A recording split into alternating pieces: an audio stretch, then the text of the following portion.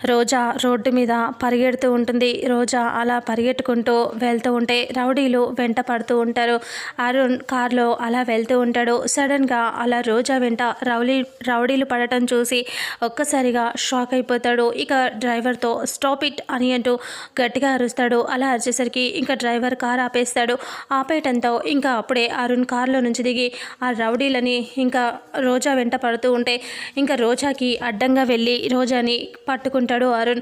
ఇద్దరు అలా చూసుకుంటూ ఉంటారు. అంతలో రౌడీలు రావడంతో అరుణ్ వాళ్ళతో ఫైట్ చేస్తూ ఉంటాడు. అందరినీ కొడతాడు. కొట్టిన తర్వాత చివరగా ఒక రౌడీ ఇలా దొరకటంతో వాడిని కత్తి పెట్టి పీక మీద పెట్టి నొక్కేస్తూ ఇలా అంటూ ఉంటాడు, చెప్పరా ఎవరు ఇదంతా చేయమని చెప్పారు, ఆ అమ్మాయిని చంపమని ఎవరు చెప్పారు అని అరుణ్ అడగటంతో అప్పుడు ఇలా చెప్తూ ఉంటాడు అతను, ఈ అమ్మాయిని చంపమని రమాదేవి గారు మాకు డబ్బులు ఇచ్చారు, అందుకనే చంపటానికి మేము వచ్చాం అని అంటూ చెప్పడంతో అరుణ్ తన చేతిలో ఉన్న కత్తి కింద పడేసి ఒక్కసారిగా షాక్ అయిపోయి చూస్తూ ఉంటాడు.